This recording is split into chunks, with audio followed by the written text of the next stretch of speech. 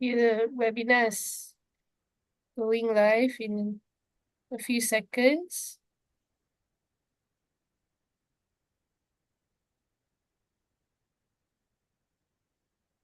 Okay, good. Okay, so now we can begin. So Assalamualaikum, everyone. Thank you for joining our webinar today, part of the Islam and Liberty Network's webinar series called Edraak, Recognizing Liberty. Today's topic is on locating Muslim women's voices in liberal democracy. The webinar theme is a rather interesting one because we will be discussing the intersection of Muslim women and liberal democracies and the critical role it has in shaping discourses, especially in this context of the webinar, will be South Asia. So what should you expect from this presentation? Well, we hope that it will be something really engaging and intriguing. But in order to do that, let me just introduce to you who our fantastic speaker is for today. Dr. Azeemah Saleem. She is an assistant professor at the Center for Communication and Critical Thinking at J.K. Lakshmipat University in Jaipur, India. She has completed her PhD thesis titled Syrian Refugees in Germany, an analysis through the prism of global justice from the Center for West Asian Studies, School of International Studies, Jawaharlal Nehru University, New Delhi. Her research aims to understand the refugee crisis through the conceptual framework of global justice, and analyze the moral institutional structure and responsibility of the state towards refugees. She has completed a master's in philosophy in international studies from the Academy of International Studies and major in political science from the Department of Political Science of Jamia Millia Islamia with an excellent scholastic record. I don't need to go any further, but I'm sure that from just describing her illustrious bio, we know that Dr. Azeemah Saleem sure knows a lot about intersectionality on this topic. And with us today, we have a discussant, Miss Ayemen Fatima. She's the Deputy Director of Student Programs at Students for Liberty. Also, she is the Global Chapters Coordinator of another organization called Ladies of Liberty Alliance, or better known as LOLA. Ayemen holds a Doctor of Pharmacy from Deccan School of Pharmacy. And this discussion will be moderated by Dr. Ali Salman, the CEO of Islam and Liberty Network. He authored Islam and Economics, a primer on markets, morality, and justice. He is based in Islamabad, where he leads the Policy Research Institute of Market Economy, also known as PRIME, an independent economic think tank he founded in 2013. So, without further ado, let's proceed to Dr. Azeemah's presentation. And after the presentation, we will be looking at some remarks from Dr. Ayemen and followed by a moderated discussion by Dr. Ali Salman. So without further ado, let me pass the floor to Dr. Azeemah. Thank you so much, Noor. Thank you so much, Dr. Ali Salman, for this opportunity, and Ayemen for joining as a discussant. I am, like you said, today's topic, locating Muslim women voices in liberal democracy, is indeed an interesting one and something that needs to be, researched and worked upon, and more importantly, contextualized upon. So the idea of, sharing or discussing this topic was to understand how Muslim women, specifically in India, has been contextualized in the contemporary times as well as in the earlier times, but looking from the prism of liberal democracy. So before starting my presentation in details, I just want to give a glimpse of what kind of liberal democracy I would be emphasizing upon, why the liberal democracy have been emphasizing upon. Looking at the elements and the core concepts of liberal democracy that has been there, where there's to be an elections among and within the multiple parties, there has to be a representative governments, there has to be a fair and fair election, separation of powers between legislative, executive, and judiciary. and then the independence of judiciary, court being at the apex. These are the basic elements which has to be there in liberal democracy, which we can see in the constitution in a written form in Indian democratic system as well, especially when it comes to the fundamental rights that has been enshrined in our constitution. Similarly, the idea of liberal democracy has been very old. It has been emerged from a Western notion at the time of Enlightenment, where Locke has, he develops a two treaty and a social contract in which they were just convincing how a society has to give up their how the society has to give up their rights in order to function the natural rights. I mean, the natural rights that needs to be functioned. So in the notion of understanding those liberal democracy, how those natural rights are there inhabitantly, or it is there with each and every individual. Secondly, one of the important aspects that I want to highlight while discussing further about the concept that have been used, the concept of Habermasian public sphere, before that, that how the guarantee of religious freedom and the air and to secure a private property is something which is very important in a liberal democratic structure. There has been many incidents. The idea though came from a Western notion. It has been implemented on an Indian subcontinent to a great extent, but it has to be changed, and it has to be modified according to the society and diversity that we are living in right now. For the purpose, I feel like there is a need for a strong public sphere which requires the democracy to be functional to its fullest extent. I might not be going into the details of what is happening to the democratic structure right now, because we can all see to what extent it has been exploited, what is happening right now. I'll just focus my understanding of liberal democracy for what it has been, embedded in the constitution, and how we can proceed or understand the presence of Muslim women in those in those aspects.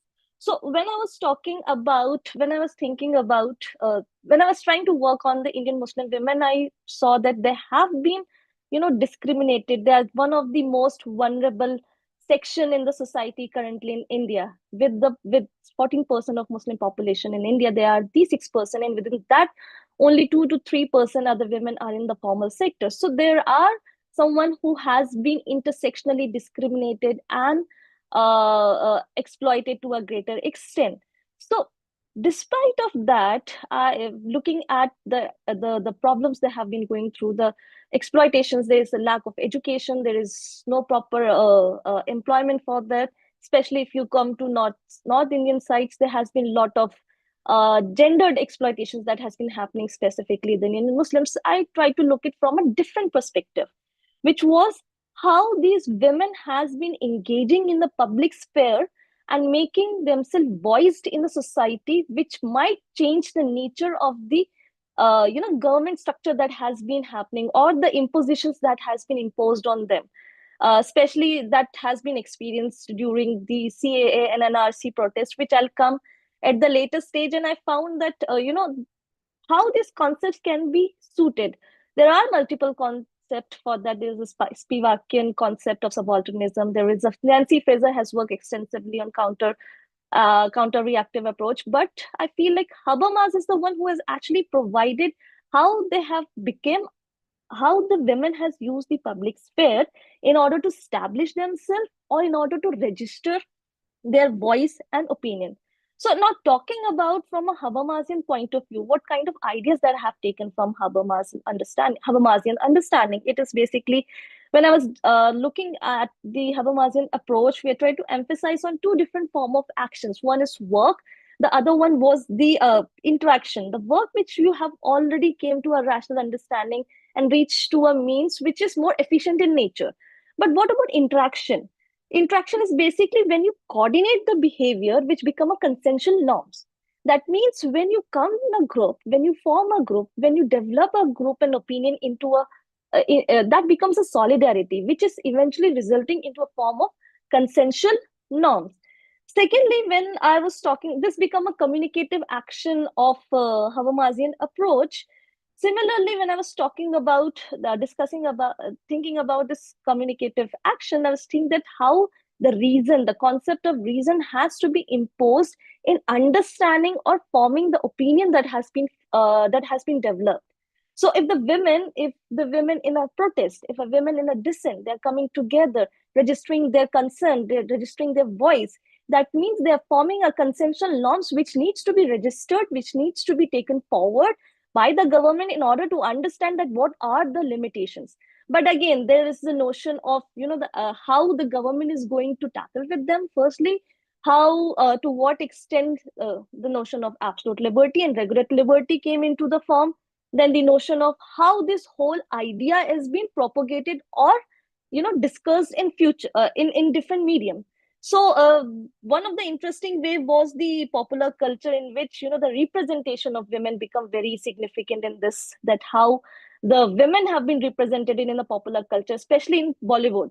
The kind of stereotypes that they have mentioned, the kind of tagging women as an object, they are just trying to project that how religion has been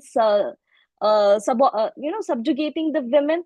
These kind of narratives needs to be questioned, these narratives needs to be understood, this narrative needs to be countered. This popular culture basically helps in manipulating into the passivizing or the passivity of the knowledge that has been developed. Similarly, the same thing happens with the newspaper, with the free press that we are talking about. So knowing how these free press, newspapers, print media, they are developing or creating the notion into a larger context become quite contradictory in nature. So first, understanding that the capability of an Indian woman or Indian Muslim women to dissent or to register their voice or dissents in the public sphere, but at the same time, how these opinion has been changed and manipulated into a different passive knowledge to a major mainstream media. So there is a contradictions to that to that aspect. So when I was trying to theorize, before theorizing this uh, capability engagement of Indian Muslim women, I wanted to emphasize on the marginality of Indian women, how they have been, they how they have been discriminated in every aspect of life, how they have been considered, how they have been recalled from their agency, how the agency has been taken away from them, how the other people are coming and speaking on their behalf and telling that they need this, they need that, they need to be empowered, they need to be emancipated, but women needs to have a sphere or a space where they can register their own voice, right? They need to tell themselves that what I want, what is this I need, that is something that is something I in every aspect. So there the concept, there the state, when we talk about Indian state in the context of secularism, the state somehow not able to deliver it to a great extent. uh, it also failed to protect the Muslim minority from the discriminations and providing an equal citizenships that we have experienced in a lot of cases in the Indian context, starting from the hijab controversy uh, to the uh, to the Shaheen Bagh, to Shabano case, to Triple Talaq Act. So there are a lot of incidents, lot of acts that has been came up, but in different natures. I am not trying to homogenize all the acts that has been done, but I'll try to discuss every act that has been emphasized upon. What I'll try to do, okay, I think, okay. What I'll try to do it, the objective of my paper, objective of my study was to understand that how the women who has been marginalized has been experiencing their agencies in their everyday life and how they're actually practicing despite of state's exclusionary engagements. So when I was preparing, there were a few questions that came to my mind. I was trying to reformulate that if we are talking about the concept of citizenship in a liberal democracy, where the person has right to vote, the person has right to express, the person has right to, speak, right to practice their own religion, do wear whatever they want, practice, worship their own religion. Despite of that, how women are also becoming conscious of their sovereign right within the public sphere.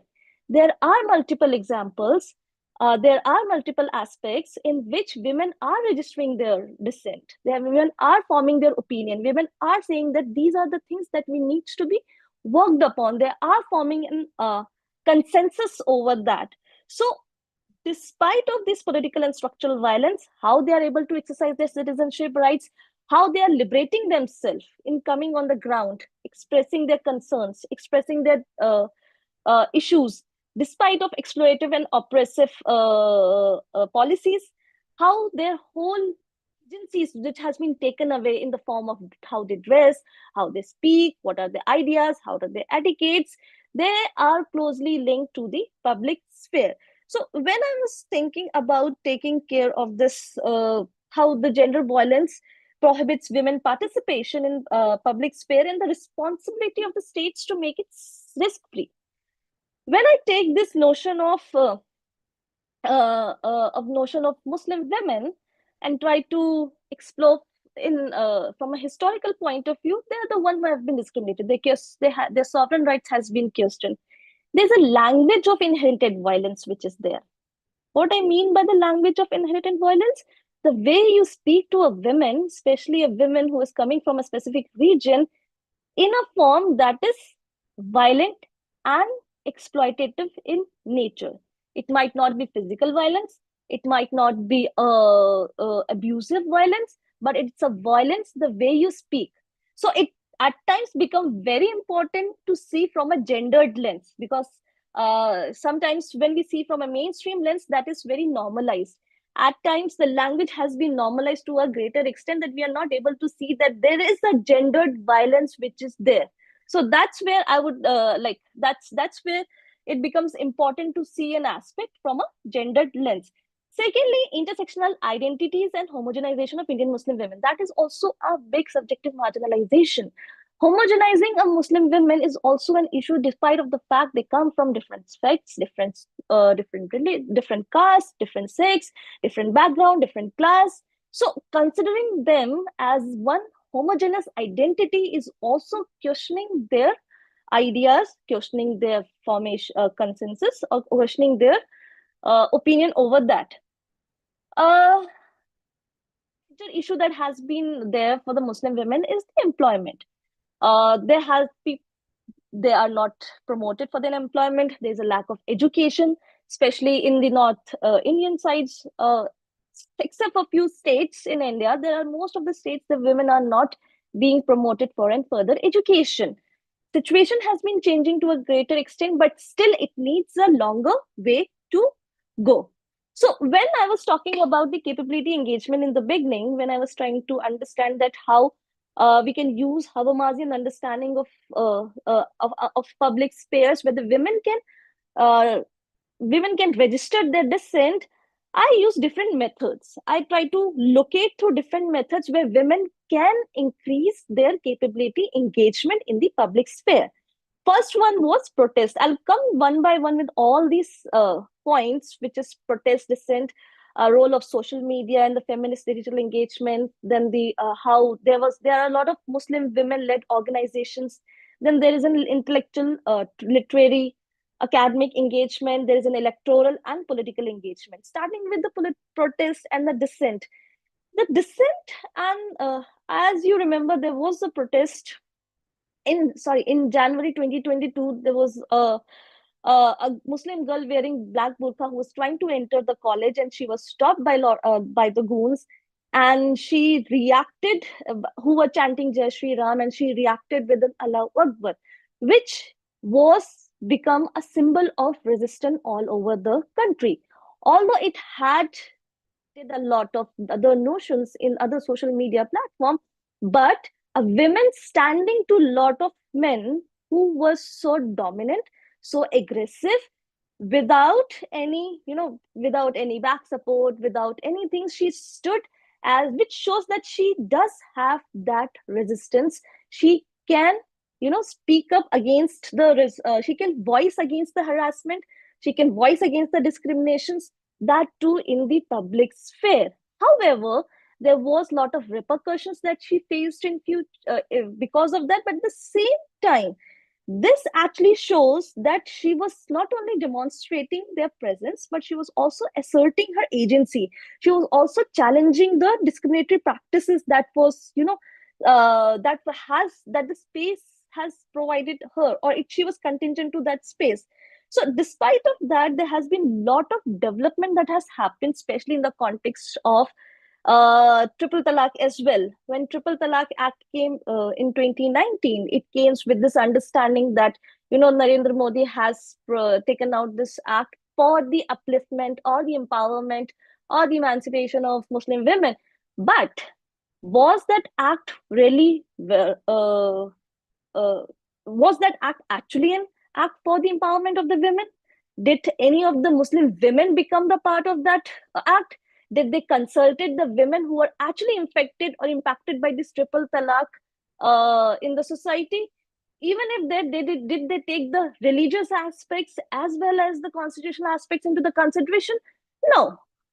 The point is, which eventually led to lot of dissent, lot of protest against these kind of talaq, because it has its own repercussion. It's like, you are taking away the agency from a woman to not even let her speak what she wants and how she wants the law to be reformed.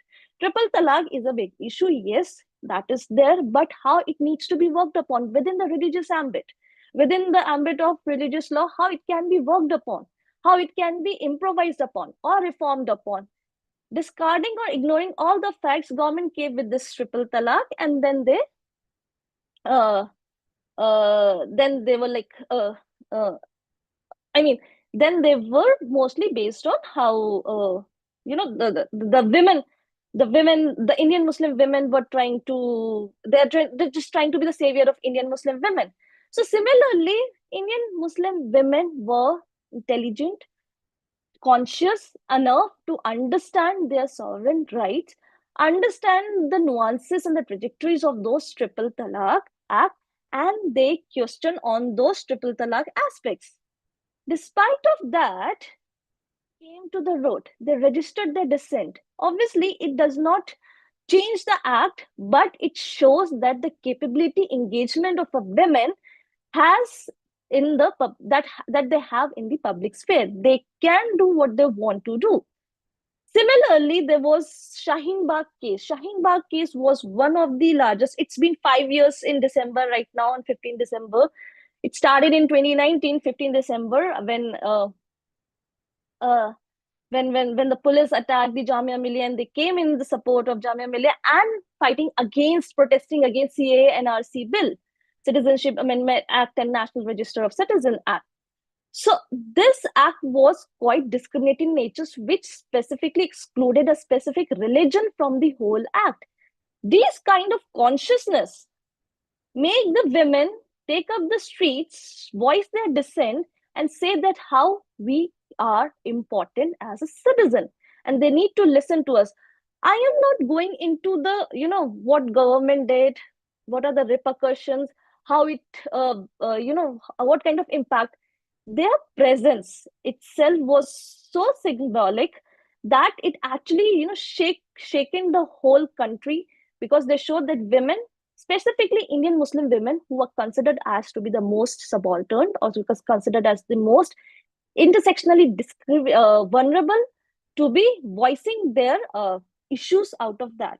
So Shaheen Bagh became a symbol of resistance. No?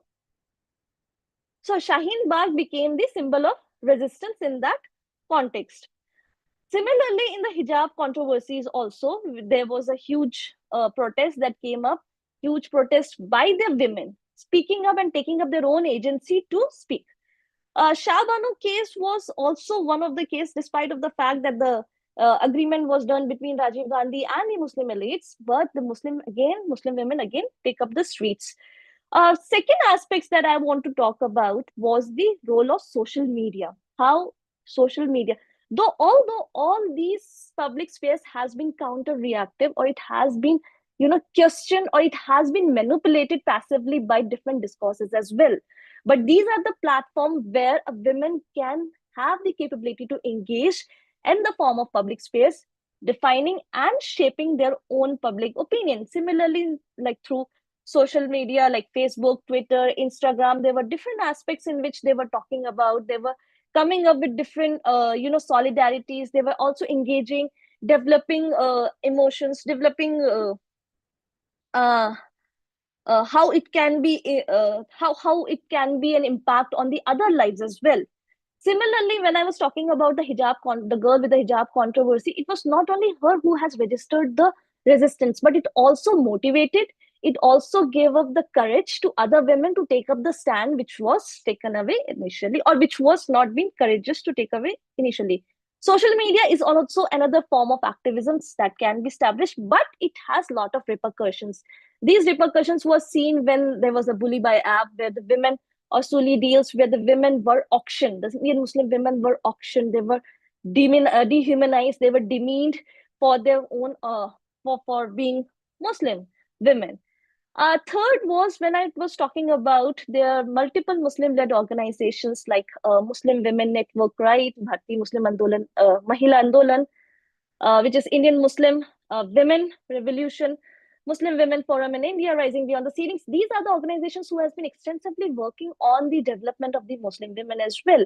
So women are making a voice, women are developing or registering their dissent in the public sphere, which has to be heard by the government. However, despite, and there are other Muslim organizations which has been recently emerged, like led by Foundation, Muslim Women Research Network, Muslim Women Study Circle.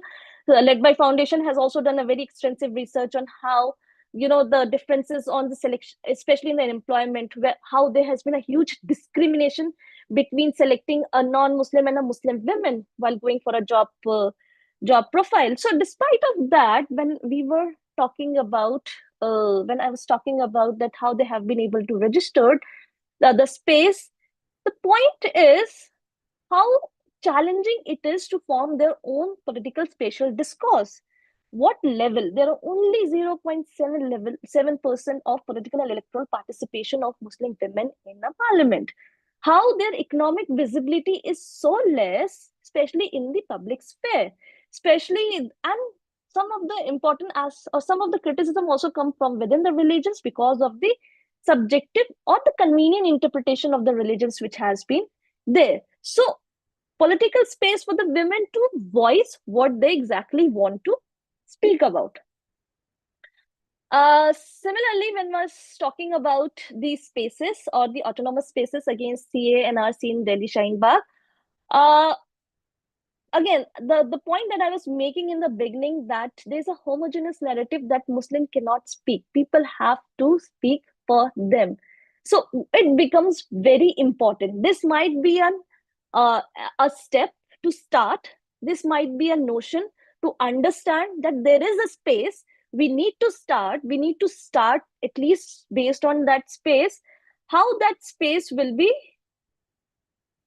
okay, how that space needs to be how that space needs to be utilized, and it will address the issues and the problems that we have. Despite of that, despite I've talked about, there is a little space which can be used as a public space in order to engage in the capability approach.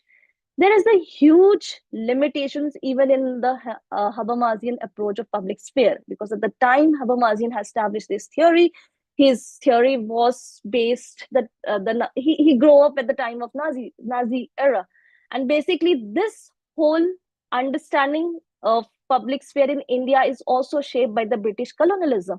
How we have the representative mode of governments, which leaves a very limited space for the government to participate, for the people to directly influence the rules or the acts of the government. Similarly, how the public course, whenever the public course discourses encourages, it not necessarily represent accuracy. There's a logical coherence and dispassionate contestation of opinion. That means whenever I'm trying to develop a discourse, what extent that accuracy will be there, how how we can understand that because of the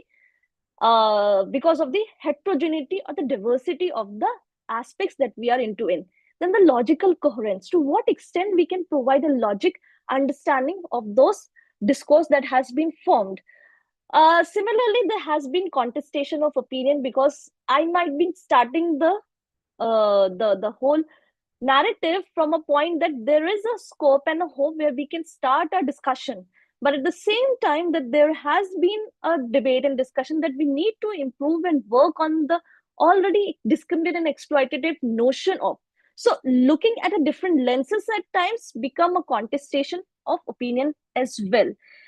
Similarly, there are many stereotyping and shaping for the Muslim women whenever they are in the public spaces, and this has been experienced in multiple cases. They have been target of uh, after CA, multiple Muslim women was target of Delhi police. They were charged with UAPA. They were charged with criminal laws. They were, suppressed. They were stereotyped. They were shamed. They were harassed online, offline, everywhere. There are very limited political and economic opportunities. There is very limited networking opportunities. There is a state structured gendered violence. The whole violence has been so structured in the state formation that it becomes difficult for a woman to get out. And the post-traumatic stress disorder. So that's what I was trying, like through the presentation, what I did was to make you aware about the issues, the problems that are there, but at the same times how we can make a space to voice and form an opinion and a solidarity. Again, when we talk about the solidarity, it is such an important and a strong term that can shape and form a lot of opinion, or it can work in our favor. So yeah, that's it. If there is any, I'm sure there might be a lot of queries and questions. Thank you so much, Is Dr. Azeemah. That was such a wonderful and brilliant presentation. I think the way you've invoked and used Habermas and the theory of a public sphere is really important and interesting. And even though you were talking about in the context of India, it's so relevant to maybe probably most parts of the world, right? And the struggle that women have. And of course, then you also expanded on this to talk about the subjective marginality of Indian Muslim women and the different factors that contribute to it.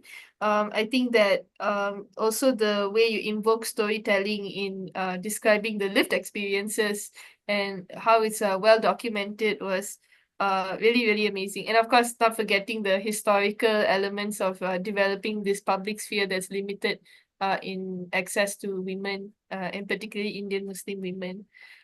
So yeah, so let's move on to Dr. Ayemen Fatima, who is our discussant for today, and let's hear her remarks.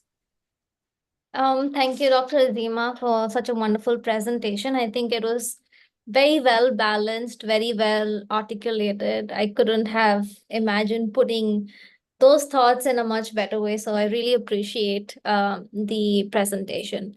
As well as I think you covered many different areas that capture marginalization. Like I live here, I wear a hijab, and in the past 8 to 9 years, I've seen like a shift in how I'm being treated, how people around me are being treated. And I think you really touch the important pain points, whether it is Muslim women and education when it comes to their employment, their religious rights or their cultures and intersectionality, and what can be done in those things.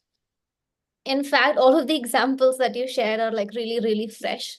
Each of them, I can really literally go back to how I felt when that little girl who was going to write her exam was stopped, and the mob of people who were shouting at her. That's very fresh in my mind.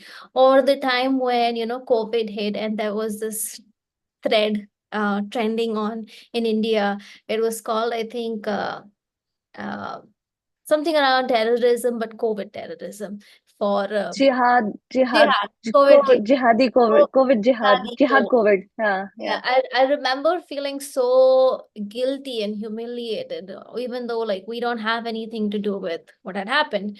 But I think over the years, uh, Muslims, and then particularly more challenges come with being a Muslim woman.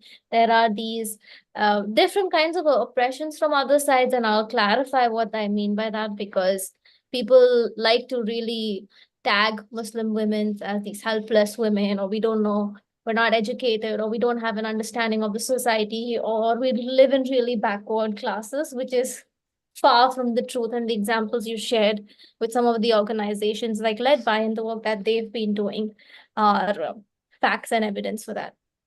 And then the Shaheen Bagh incident is also really fresh. In fact, I was around Delhi when that incident had happened. I remember going around that area early morning. It was crisp winter, so you're right, it was around this time. But just the resilience of the women and the power of when women come together around a certain cause. If I was to add like a few cents of mine on this topic, I think I think there are two areas. Like if I was to make a dichotomy in these things, one is religion, and then the other part is being a woman in general. There are a lot of misconceptions how Muslim women are expected to behave, and a lot of them are societal and not even, they don't have much to do with religion itself. When you go at the core of the issues that people bring up to Muslim women, whether it's hijab, whether it's women working, whatever thing you want to back it up with religious arguments that it's not allowed, later on you'll see that it has very less to do with religion. In fact, we have like the wives of the Prophet, the first person to accept Islam Khadija Raziallahu Ta'ala ran a very successful business. And she's like, I think the best example of women running their own business, women being empowered. So when an argument comes in that Islam is oppressive or regressive or conservative in society, that's really bizarre to me, because from the time of the religion, we've never seen an example where Muslim women leaders were left behind, whether it was wars or politics around the Prophet, and then years afterwards as well. So to be backed by religion in those sense, I think is just like a misdirection of polarizing in society and like just trying to divide people, more or less. And then the other thing I wanted to add was, I think again, in religion, there needs to be differentiation, that a lot of the things are choice of women. Of course, like as libertarians, we are very clear that the state should not interfere in the choice of women. So when it comes to hijab and all, the state shouldn't have to force a hijab onto people, or even more importantly and less spoken about, remove women's hijab. We see a Western outcry and like a hypocrisy around this issue whenever there is a conversation around some of the Middle Eastern countries where people are forced to wear a hijab. The whole Western media goes on a bandwagon and to say like, oh, this is an oppressive state, and this, which is true, but then that same importance is not given when in countries like France or in countries like India, women are forced to remove their hijab. And I say, if I was in that little girl's shoes who was forced to remove the hijab, I would have done the same thing. I wouldn't have gone to the exam, because over years, when you start wearing the hijab, it becomes a part of your modesty and it becomes a part of like your identity, and removing it is extremely like humiliating. No Muslim woman would do it. But we see that kind of differentiation in the Western society.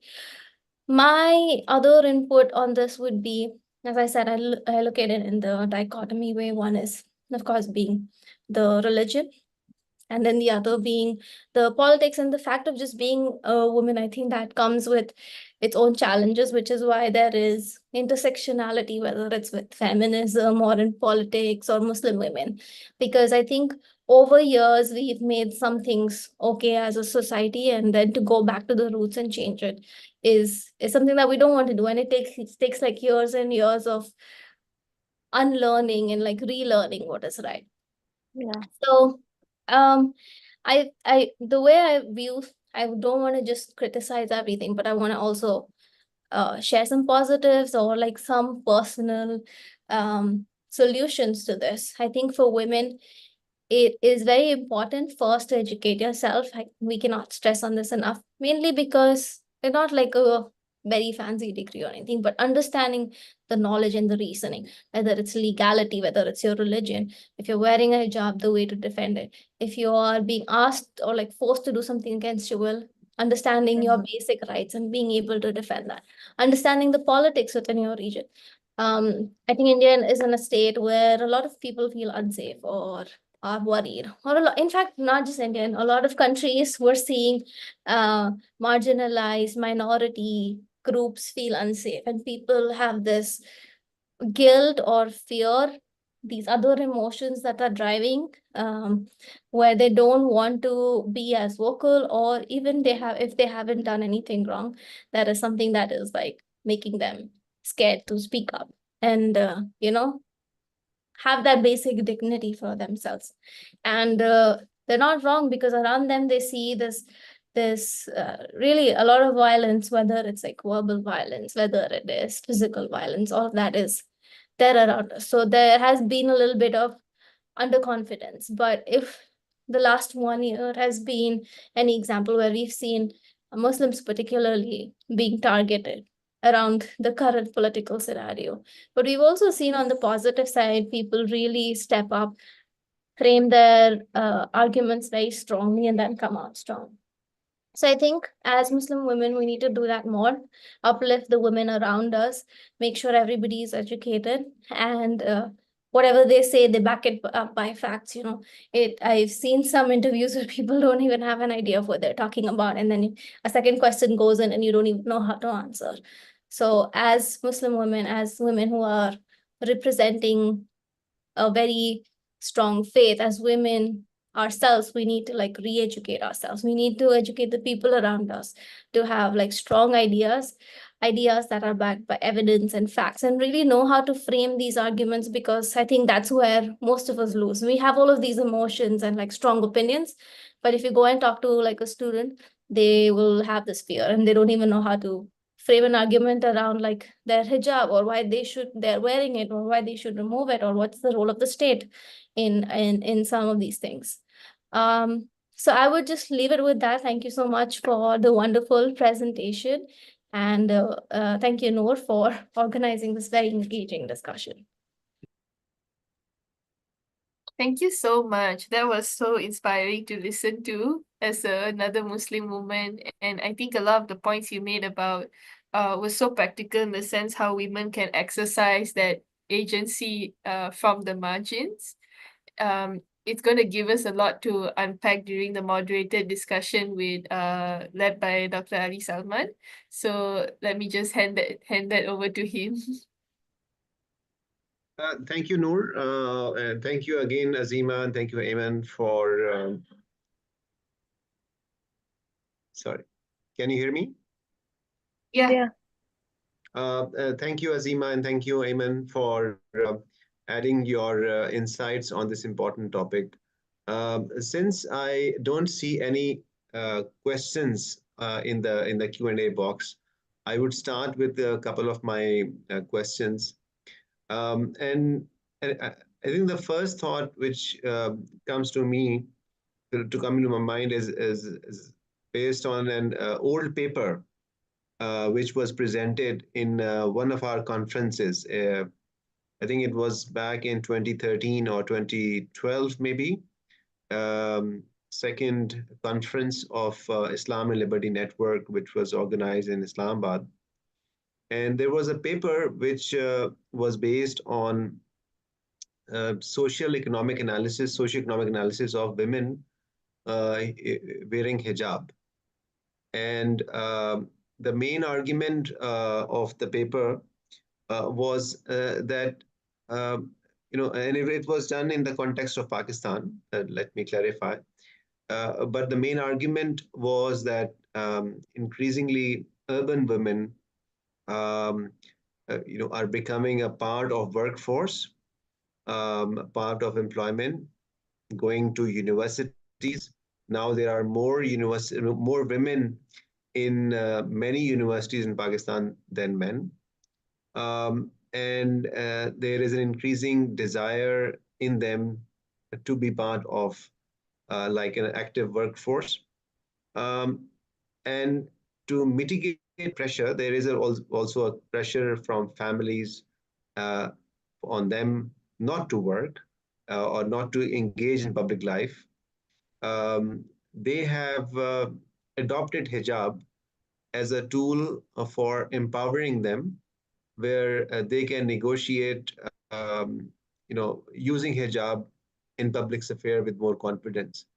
And according to that research or paper, this has been used, with their own choice. Women have used this as their own choice, and it has helped actually increasing their visibility in the public sphere, whether it is in universities or in the job market.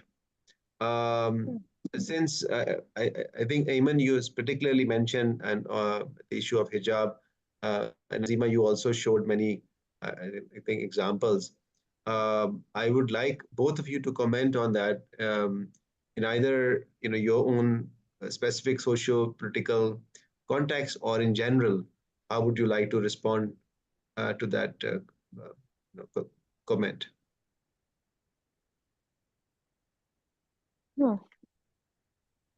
I think I can go first. And I would like to start with the comments that that Ayemen has shared. I completely agree with that. That educating women has been extremely important in order to make themselves understand that how they can represent themselves in the public sphere. What I understood from this whole idea is that we have contextualized hijab to a greater extent in order to make us heard, right? Hijab is something which is very, it's a agency of a women for them to decide whether they want to wear it or whether they don't want to wear it, depending their own interpretation or understanding of the religion that they have. I don't generally wear hijab. So the way I understand religion does not come with the hijab. But in the society, hijab is used as a tool at times, either to, demean them or to make them as something which can be negotiated with other things. It's like it's like objectification of a woman through different tools, right? Hijab became one of the tool, which should not be the case. Hijab is something which is so central to a human or a woman. It is something that she wants to wear, whether she wants to wear or whether she doesn't want to wear. Similarly, in the context of when we're talking about the government, in Iran, they force the women to wear. In India, they force the women not to wear. So, enforcement is an issue there. I mean, once we understand why we need hijab, that's important. Not how we can negotiate hijab with the society, right? So, it's in a way taking away our own agency from the whole scenario. We are wearing hijab in order to negotiate with different trades, different things. Like the example that you gave right now was, they're wearing hijab so that they can get more freedom and they can, get more space in the public sphere. That means the whole idea is protecting through hijab. So that should not be the case, right? That should not be the case. Specifically, if a society is empowered, if the society is educated enough to understand the religion, hijab does not comes by imposing on others or taking away the right from them. It comes from within it. If I want to wear hijab from tomorrow onwards, I should be free enough to wear it, but it should not be conditional upon me, and it should not be conditionally taken upon from me. So the terms and conditions imposed by different factors is something which I feel is something becoming very it's basically questioning the agency that the women has on their own rights and choice and opinion that they want to make. That's an important aspect. Similarly, the example that you share, it's more of a negotiation, trying to be more into the society. This also comes from a cultural aspect. The thing that we were talking about, more than religious, has also become a cultural aspect. If we are in a society where the majority of people says that you need to wear hijab or you don't need to wear hijab in order to go out or do something, you get culturally or socially pressured by it, or you get socially shaped by it. So where is the agency of women in all these things? My question, as a person who's coming from some sort of liberal understanding, where the agency of women in taking their own decision? Because end of the day, the decision to go out, of course they will be educated, they will be getting into the labor market, but this condition of wearing hijab is actually changing the whole narrative, or taking away the agency from a women specifically. So one needs to understand that why we are putting up all the agencies on the hijab of a women. It's just our individual choice, it's our individual, you know, understanding whether they want to wear it, whether they want to perceive it, whether they want to wear it in public, private, they want to wear it in colleges, schools, universities, offices. It's completely her choice. So telling her, and that choice doesn't come in isolation, that is also there. We read, the women read, they understand religion, they understand, interpret religion, based on that they get this understanding, right? But it's an individual thing, there's a direct connection with you and the God. You cannot just say ki you need to develop a relationship with God, otherwise it's not right, or you need to disconnect that relation because it's not right. That has been imposed. You need to be, you know, reasoned enough, like Ayemen has said, that you need to develop that reasoning in order to understand what kind of life you need to take forward, or what, how you want to be as a person. So I think the whole idea of, you know, contextualizing this hijab is somehow taking away the agency for a woman to decide for herself what she or she wants to do and how she wants to perceived Right. in a Yeah. public sphere. Yeah. Thank you. It's very helpful. Eamon, would you like to add to that? I'll just add like a little bit. I think Azeemah covered most of the things that, and I agree with it. I think, um, as I said, yeah, my dichotomy was religion and then the government, right? And if you go back into both of these things, you need to understand the reasoning and why you're doing a certain thing. If you're being forced to wear a hijab, uh, and it's not from your heart, and you know, in religion the intention matters. So if you don't have the Yeah. intention of wearing it, it's kind of pointless. And uh, for Muslim women, you have to get the hidayah to wear it, whether, you know, that's with God, whether you're going to wear it or not. So the societal pressure around it, I'm just thinking out loud over here. I think we add too much identity to things sometimes when it is for our own benefit or not for our benefit. When there are like issues that do not require the hijab conversation to come in, we want to push it in. And you want to take away from the main core of the thing, right? So why can't it just be about educating women, and then there is like Muslim women separately and like women wearing hijab? Why are those things like weighing us down? Why does that article of clothing become like a deciding factor of where somebody should go and should not go? Uh, in universities, of course, like, you know, private universities are, they can have their own dress code because it's a private university, but public government owned universities were protected by the constitution to wear whatever I want. I think we really need to go back to like the reasoning behind this and not really follow things as culture or society tells us to. Again, we follow what is written in the religion, but don't follow like the cultural things that people have made up, because that's very harmful. And then people can, you know, really make you sit in like a victimized situation, and then that really, like, you can that you can question everything that you do if you are put into like a victim situation, whether it's in like a workplace or whether it's in universities and education. My decision to wear the hijab was entirely my own. In fact, people around told me, you don't have to do it. I studied in a co-ed school, so I never had this pressure around me to wear it. It was my own journey. And I think people who come to the hijab in that kind of way are more confident in wearing it, rather than, you know, there is this identity crisis. So I really do understand young Muslim women. It's very difficult to figure that out. That's why organizations offer mentorship to women. It's important because if you know someone who's been in your shoes, it's really helpful to get along in that journey.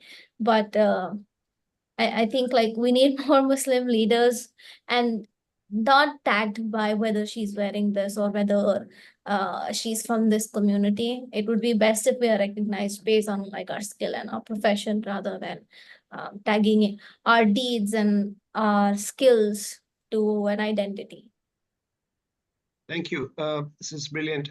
One more question I had from Dr. Azeemah. Azeemah, you mentioned in your presentation in the context of evolution of democracy in India, and you mentioned that the presence of Indian Muslim women in either you mentioned, so you said parliament or politics is just 0.7%.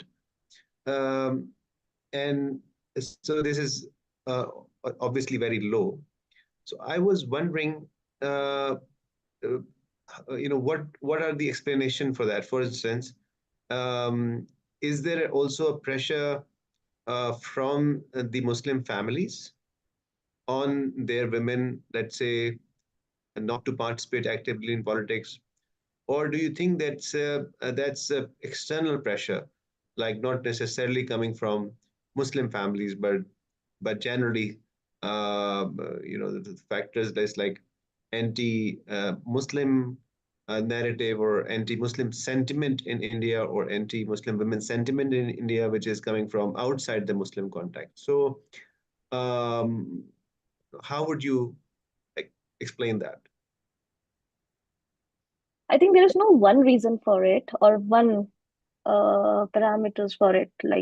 Like you said, whether it is from Muslim family or external pressures, there are a lot of aspects to it. Firstly, if you see in different, especially coming from the historical point, there has been very less number of Muslim women who has been participatory in different development, but at the same time, different factors. Firstly, of course, we have limited number of leaders, like we said.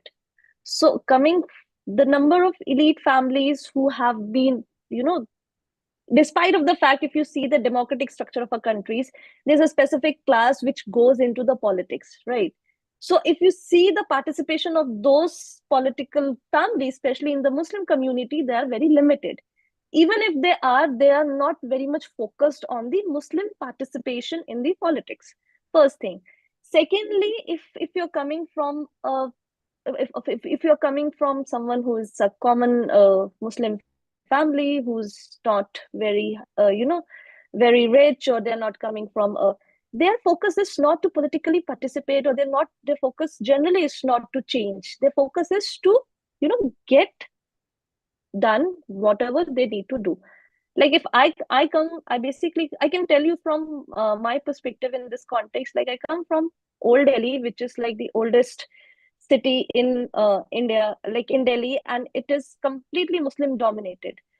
But despite of that, there are very less number of females that have came out. That firstly, their education is not very high.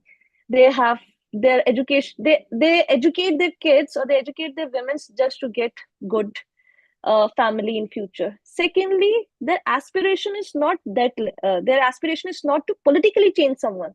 Their aspiration is to change oneself or to have a better livelihood. Secondly, the kind of education that we have right now, it is, now we have been moving towards more of a skill enhancement, or we are getting more in techie and more advanced. But for a longer period of time, there hasn't been that kind of educations which actually empowered them, right? Even now also, if you go, there has been a lot of lot of women who are not promoted to be a leader. They are not promoted to be a life changer or someone who can do something. Even despite of the fact that if I'm coming from a specific family, I've done my PhD, I am never promoted to be a political leader. I'm never promoted to be a voice of someone. Okay, you develop your interest over the period of time through, like I said in my presentation also, we have networking opportunities as well.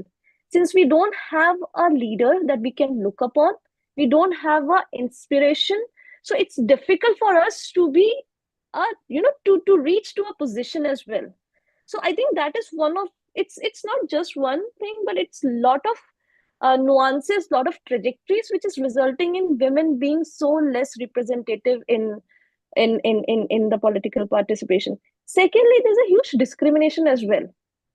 I can give you an example from an employment point of view. the employment that the led by organization conducted, they circulated around 1,200 CVs by the name of Priyanka Sharma and by the name of and the Muslim name. I forgot the name actually, and in which it was exactly the same CV, but the response for this non-Muslim got higher than the Muslim one. So this shows there is a structural discrimination in the administration. So one needs to address those structural discrimination, and it is so it's been so embedded in the structure that it's difficult to unfold it, right? Thirdly, I feel language plays a very important role. The kind of language we speak, the kind of normalization of language we have been, in our day-to-day language, that she is not good enough, she doesn't like that. So these normalization of discriminatory languages is also somehow, demotivating or not letting the women out. Then there was one more incident that happened, that was a Suli deal and Bully by app, in which the Muslim women were auctioned. So the women who even wants to get, or the one who is actually making some changes, they are also being targeted by multiple mainstream aspects. So one needs to understand the nuances for these so minimal participation that we have right now.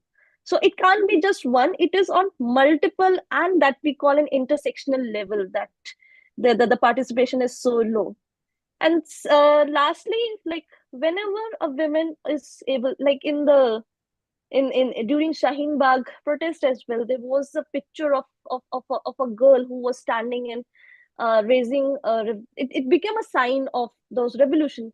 That girl became a subject of social media harassment as well. So the moment you go a step further, you are taking 4 steps back. So then you have to cover 5 steps further, then you will be taken 10 steps back. So there is a to and fro of this whole development that has been happening.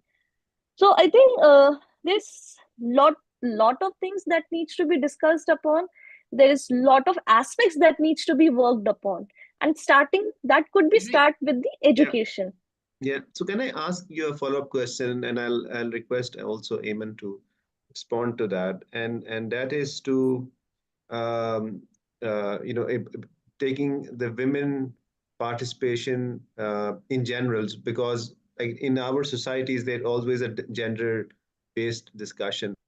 I'm sure that the gender part or gendered lens is also applicable in all, like, let's say, all ethnicities or all religious classes, right?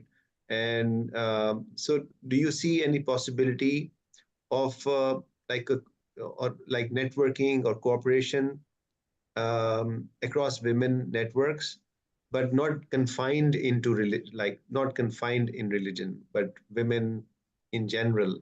Do you see that is happening or not happening? Yeah, and also I'll also ask Noor actually here, because Noor, you also live in a society which is very diverse in terms of religion, in terms of ethnicity. So wondering if you would like to add any of your aspect here.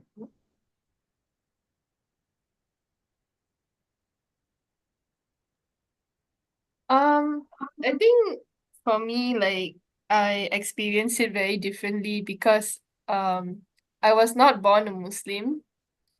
I became a Muslim 3 years ago. So something that I think in the context of Malaysia is that the question is always that or contention that comes up in like Muslim women activist circles is that you don't get to choose how you want to be or exercise your agency, because it's so institutionalized to be a Muslim in Malaysia. So, from issues like the exact same issues that you brought up, from wearing hijab.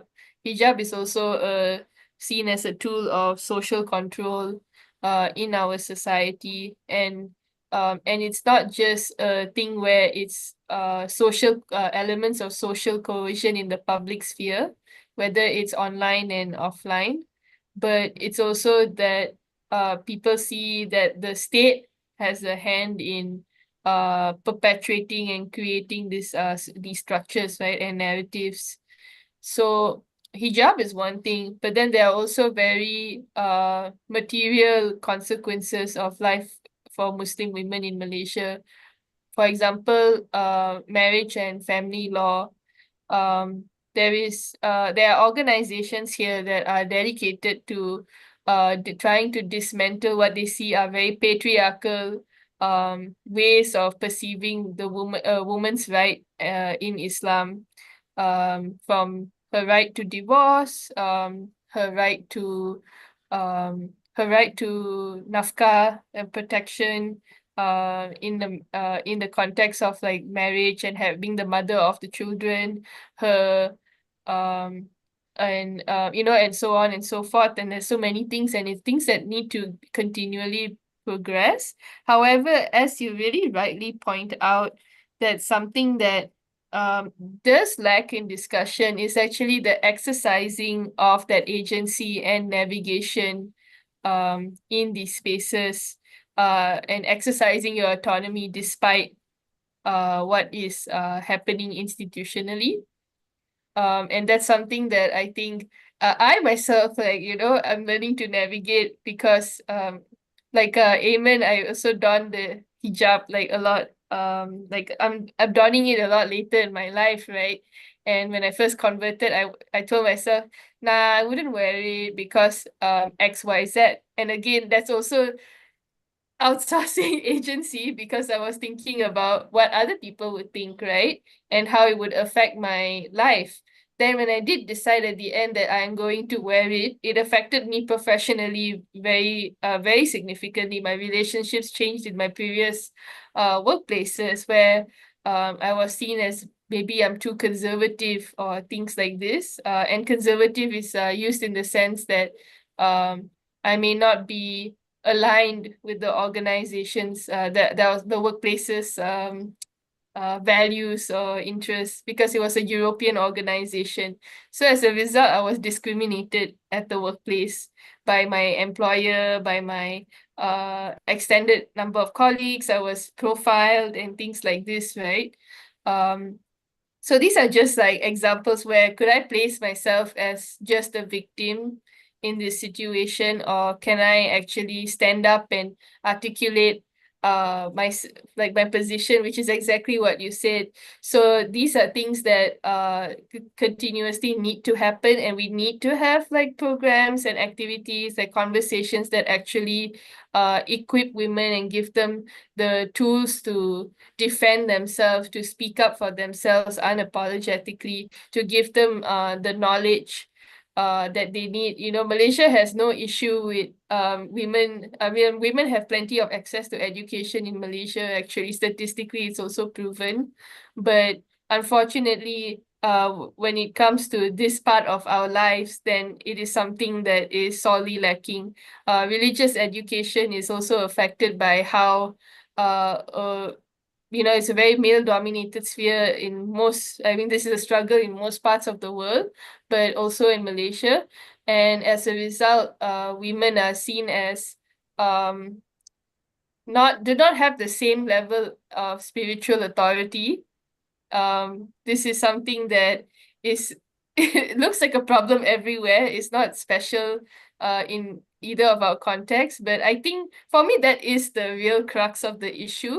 And the moment we are able to address that and get to the bottom of the fact that we don't talk about the elevated status of women's spiritual authority in Islam, and how that transcends to how we view and perceive like women's presence in the public sphere, and institutionally how it's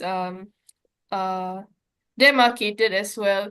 Those are the thoughts that come to my mind as I was listening to the presentation, and of course your question, Dr. Ali. Yeah. You. Would you like to add anything to my question, Ayemen or Azeemah? I can just give like a general observation. I think over time, as more and more women are having access to education and the network of women, we're seeing more support within our own community and society, which is very important. We are not holding each other back. So I've personally seen a quick example. 5 years ago, when I attended the SFL conference, I was the only person with a scarf in like 1,000 people. If I go to a conference right now, I'll see at least 25 to 30 people. And that just goes to show our work and how much mentorship and networking and encouraging other Muslim women to take a step forward and like really trust in their abilities goes. So for me, it's been like a positive change and a journey with all the people around me. Great to hear that. Thank I you. mean, Azeemah? yeah, I think I'll just add one or two statements. Like, I completely agree with Noor and Ayemen when, like, if we don't wear hijab, we'll be judged. If we wear hijab, we'll be judged. It's like that. So either way, we'll be judged end of the day. So I think there are, like, in generally speaking, there are women networks, like specifically in India, there are multiple Muslim women networks who are engaging with each other.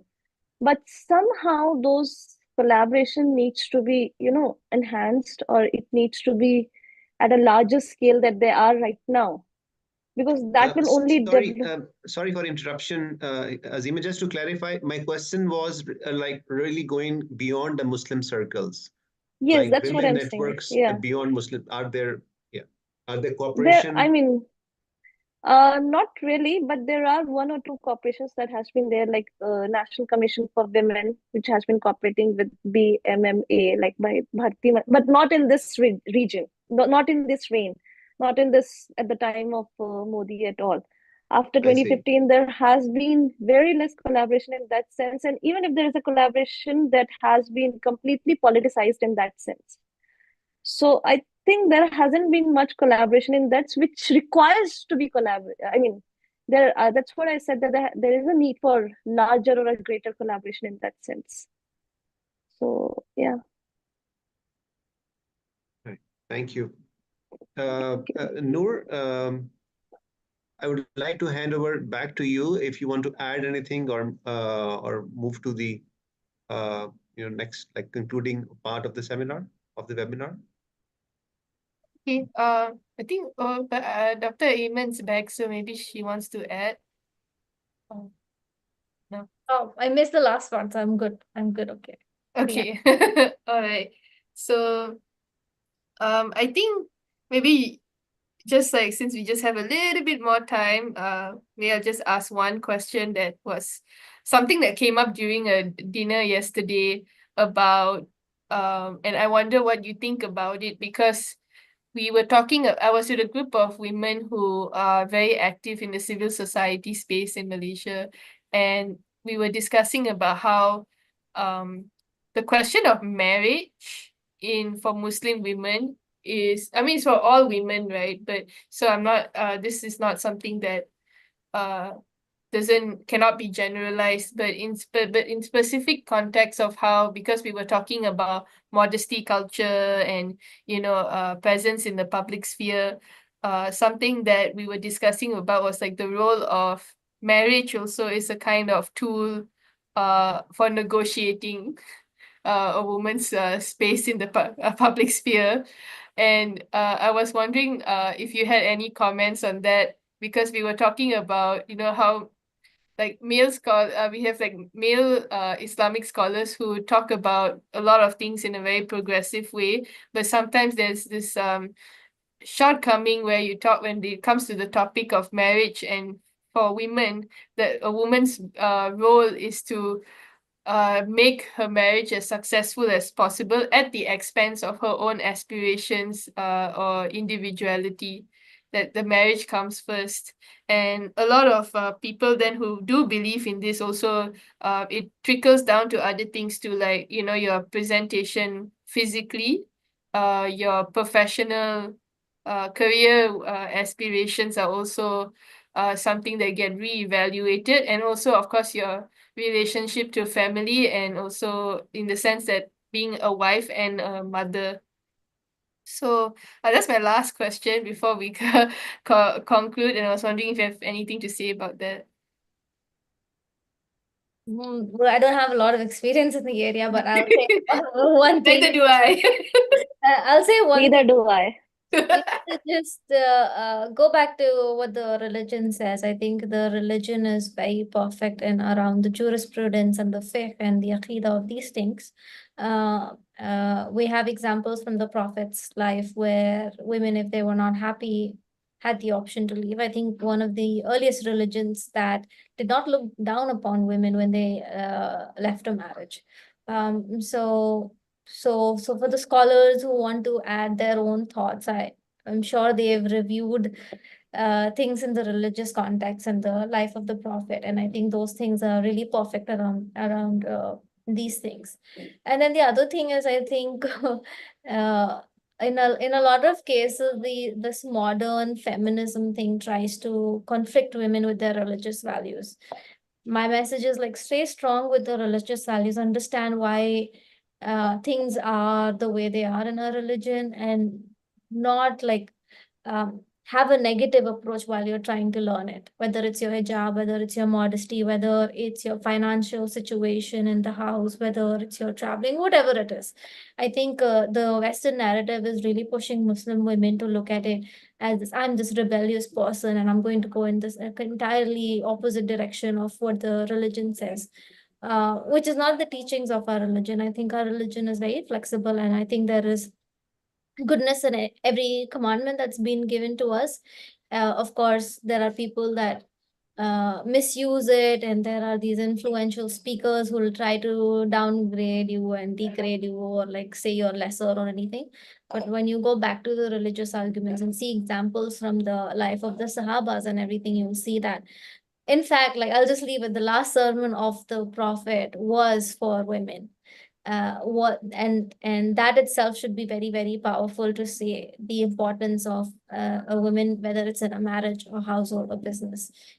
Throughout like the Islamic history, women have played multiple roles, and there was no particular role where Muslim women were forced to sit back at their home, whether it was, again, the war, the education part, compilation of the Quran, the early scientific thing. So there's a lot of evidence. It's just that women right now are not aware of it. So they think that, we are this regressive society, or some women don't know anything. And then even the men don't know. Like, a simple example comes to my mind when Fatima Radiallahu Ta'ala would enter the home, the Prophet would stand up. It's a simple gesture, but just shows the amount of respect he had for his own daughter. So when the Prophet has led by such examples, who are these newer people coming up with newer cultural ideas? So for those women, I would say, like, don't get diverted by propaganda and this new wave of rebellious thing. Go back to your like religious roots, understand it, go back to your educational roots, and then you'll find the answer. You don't have to like listen to what I'm saying. You will find the answer, and the hidayah will come. I just like to add one last statement to it. It's also, I completely agree with Ayemen on that we need to get back into the roots and try to understand. But also the acculturation of our religion. The culturation of religion has become a big issue right now. Like, we have been looking religion from a cultural perspective, how culture has been evolved over the period of time in that specific time and space. That is also, resulted in misinterpretation or convenient interpretation of a religion to a greater extent by different stakeholders as well. So it becomes at time very difficult to get back to the roots and to find a specific, I mean, it's not difficult to get back to the roots, but it's difficult to see how we can create that line between the culture and the religion as well. The culture that has been evolved and resulted into the kind of culture that we are in right now. So I somehow feel like we are actually going in a backward direction instead of moving further, despite of the fact that the religion, the root that has been given to us, we have been diverted from them. So yeah, it's more of a culture and the culture from different diversity as well. So that could be one last statement. Yeah. Okay. No, thank you so much. That was really a really interesting and really wonderful discussion, very empowering, and I hope that people have enjoyed this session. And if you have if you would like to share this with other people, the recording is available on YouTube because it was live streamed. And don't forget to follow our social media. So I just mentioned YouTube, but we also have Facebook, Twitter, and Instagram. Also, recently we are getting more active on LinkedIn. So if you prefer that platform, make sure you do follow us over there. This is the Edraak webinar series. We have a few more to go. This webinar series takes place once a month where we discuss social, political, economic, and legal, historical issues pertaining to the Muslim world. So stay tuned and thank you so much for your time. We hope to see you all again. Thank you so much, Dr. Azeemah, Dr. Ayemen, and Dr. Ali for your time today. Thank you so Thank you, much. everyone. Thank you. Thank you. Thank you so much.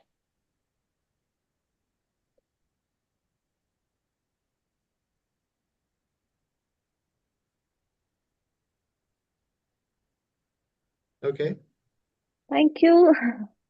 Okay, Thank thank you. you so much. Thank you. Bye. Bye-bye.